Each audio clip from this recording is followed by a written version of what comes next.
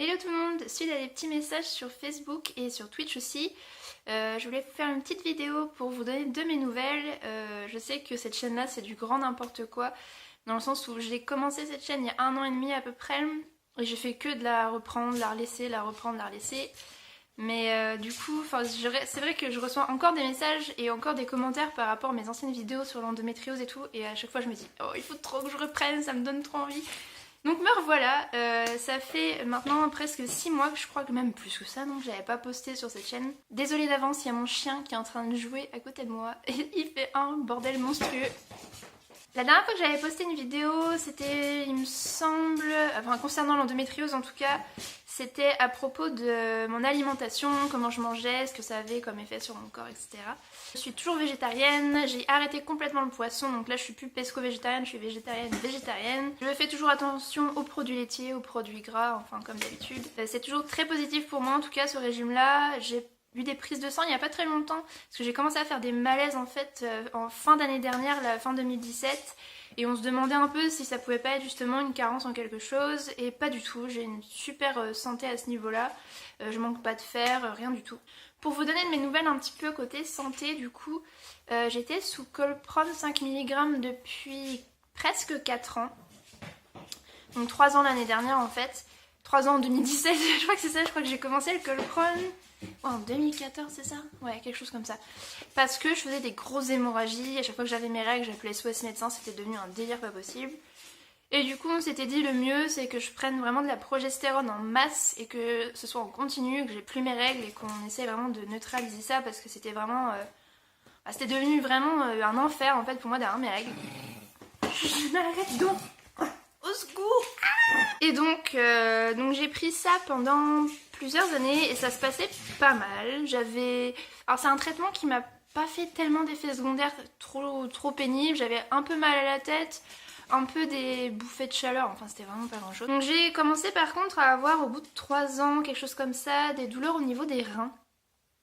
Alors et au début, moi je pourrais même pas vous dire si c'était vraiment ça ou pas, mais en tout cas ce qui est sûr c'est que vraiment en fin de traitement je sentais que mon corps était fatigué, j'étais fatiguée, j'avais mal au ventre, beaucoup plus que d'habitude. Et donc j'ai vu ma gynéco en avril 2017, avril 2017, pour faire le point à propos de ce traitement. J'ai fait un truc très très bête par contre, c'est que quand je suis allée voir ma gynéco au mois d'avril, la première chose qu'elle m'a dite quand je suis rentrée, c'est bon bah on va peut-être envisager de changer de traitement parce que le Colpron ça fait un moment que tu l'as, 3 ans c'est beaucoup et tout ça. Et là je me suis dit oh non, parce que changer de traitement là c'est tellement un enfer des fois. Il y a des fois ça se passe très bien et il y a des fois c'est l'anarchie, c'est le retour des hémorragies pendant 1 mois, le temps que le corps s'habitue, puis ça fait hyper mal. Enfin moi j'ai toujours eu des transitions de traitement un peu nulles. Parce qu'elle me dit oui, ce traitement là quand on le prend longtemps ça occasionne des douleurs, c'est pas terrible, ça fait assez mal et tout ça. Et du coup moi je me suis dit, j'avais tellement peur en fait de changer de traitement, j'avais tellement de mauvais souvenirs de transition de traitement, notamment justement le début de Colpron là quand je le prenais pas en continu, que je faisais des pauses et que je faisais mes hémorragies, tout ça m'est revenu en tête. Et je me suis dit, oh non, j'ai vraiment pas envie de repartir dans ça. Oula, au secours! Et du coup, voilà, je me suis dit, j'ai vraiment pas envie de retomber là-dedans. Puis c'était, je sais pas, c'était le début de l'été. Je me suis dit, oh, je vais passer mon été enfermée, tu sais, à pas pouvoir aller à la plage parce que je vais saigner de partout, ça va être une horreur. Du coup, elle me dit, ah, bah, t'as pas de douleur et tout ça. J'étais comme, non. Et je m'en veux et ne faites jamais ça, ça a été une grosse connerie parce que du coup elle m'a remis 9 mois de Colpron alors que je sentais que clairement ça le faisait plus. Et j'ai passé des mois à avoir super mal au ventre.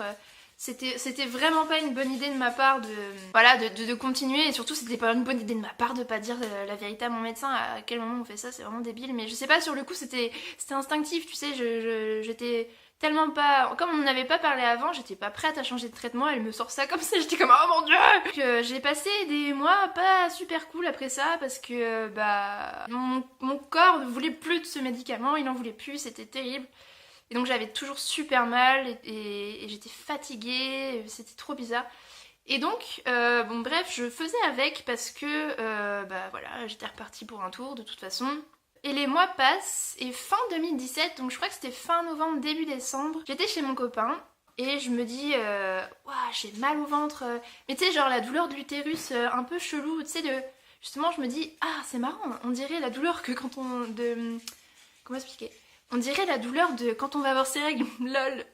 Parce que ça faisait 4 ans que j'avais plus mes règles, donc en fait ça m'a fait rigoler de me dire ah c'est marrant, ça me rappelle la douleur de avant les règles, tu sais. Et voilà, naïvement, je me disais que c'était juste rigolo, et voilà. Et en fait, le lendemain, on était en train de jouer sur nos PC et tout, et je me dis, mais en fait, qu'est-ce qui se passe? Là, il y a un truc qui se passe, c'est pas normal. Et je vais aux toilettes, et là, je vois que je saigne, et j'étais... ben non, en fait, non, là, ça va pas le faire. Je suis pas du tout censée avoir mes règles, et... Enfin, j'avais pas eu d'oubli de traitement, il y avait rien du tout qui justifiait ça. Ça faisait 4 ans que j'avais pas eu mes règles et là d'un seul coup bam, j'étais sans aucune raison, je me suis dit oh, mais qu'est-ce que c'est que ce bordel? Donc moi, dans toutes mes origines du sud, je commence à paniquer en mode oui ça y est, je vais faire une hémorragie, ça va être terrible, blablabla.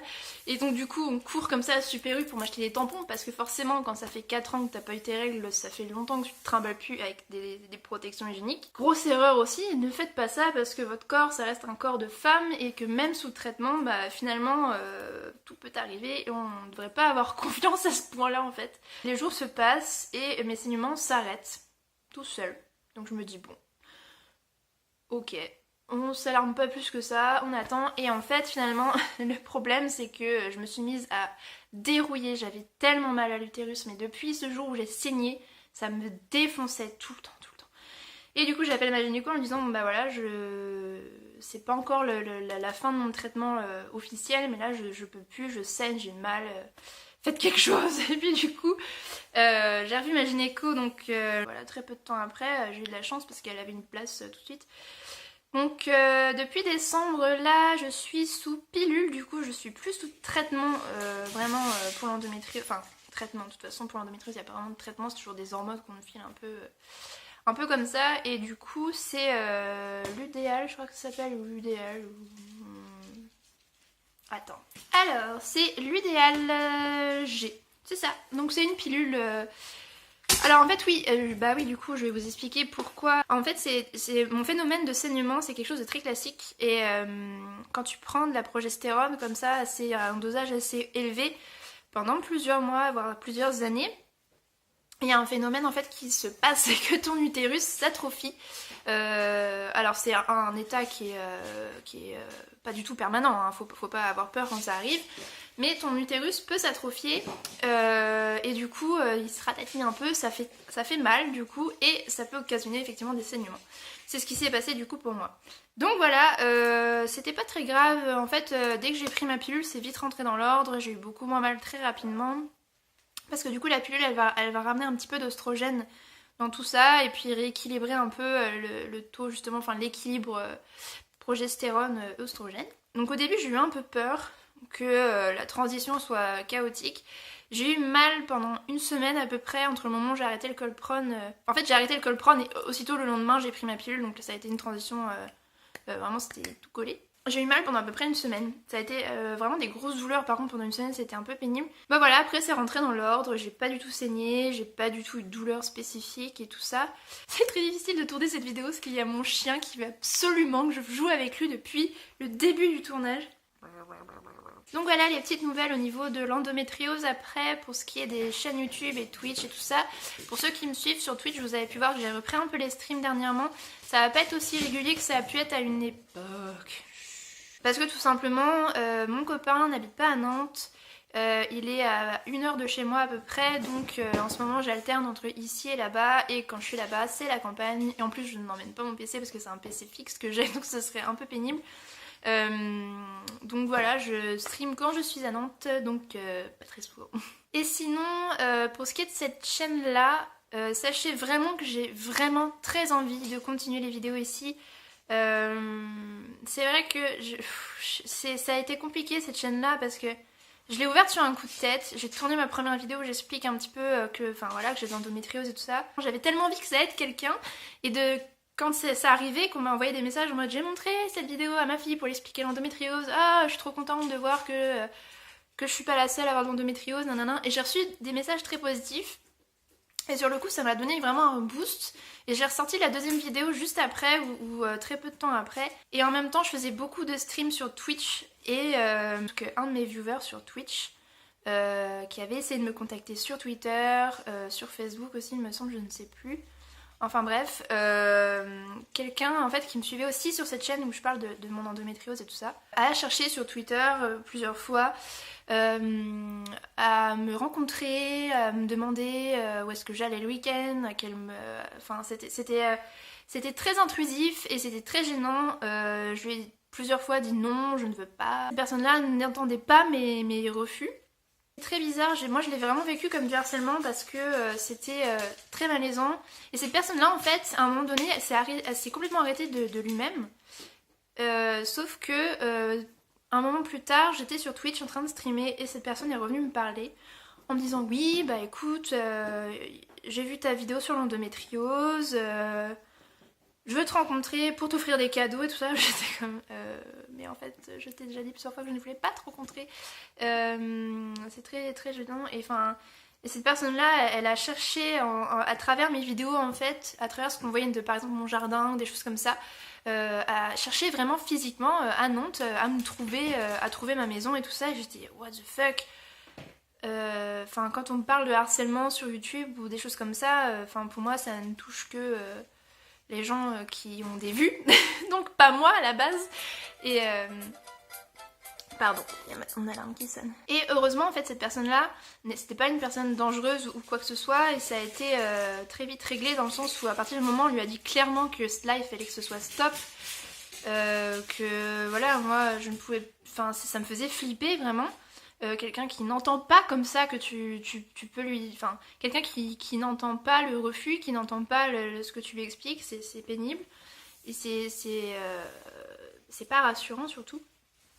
Et donc cette personne-là s'est arrêtée toute seule, mais ça, en fait, ce qui m'a fait flipper, c'est que entre le moment où la première fois ça s'était stoppé parce que j'arrêtais pas de dire non, et le moment où je me suis aperçue que cette personne-là en fait me cherchait, il s'est écoulé pratiquement 1 an. Et c'est énorme parce que tu te dis pendant 1 an cette personne-là pensait encore à ça alors qu'on ne s'est jamais vu, on ne se connaît pas en fait. Et je me suis dit mais est-ce que j'ai envie que ça m'arrive encore? Twitch c'est pas pareil je trouve parce que déjà les streams, les gens s'attachent moins. Je sais pas trop comment expliquer mais à partir du moment où tu fais une chaîne où tu dévoiles des choses de ta vie privée, forcément les gens ils rentrent dans ton intimité donc ils ont plus l'impression d'être proches de toi. Et ça laisse, je trouve, beaucoup plus de portes ouvertes à ce genre de comportement. Et oui, ça m'a fait flipper, ça m'a fait me demander si j'allais pas juste laisser cette chaîne comme elle était et puis plus y toucher. Donc ça explique en fait, oui, voilà pourquoi j'ai délaissé cette chaîne pendant longtemps. Je me suis posé énormément de questions. Au début, je filmais avec ma GoPro, je sais pas si vous vous rappelez de la première vidéo, ça se voit, c'est tout pas beau, là, avec l'espèce de fisheye. Et donc, c'était... Donc ma GoPro, oui, je l'ai vendue parce que j'avais besoin de sous à un moment donné. Puis je me rendais compte surtout que j'avais pas de retour caméra. Donc filmer comme ça, d'ailleurs je suis pas centrée du tout, c'est pas grave. Ouais, enfin je me suis rendu compte que ça correspondait pas à ce que je voulais faire et j'ai vendu ma caméra et après j'ai moitié pété mon téléphone donc du coup j'étais comme j'ai un peu de sous mais du coup qu'est-ce que je fais?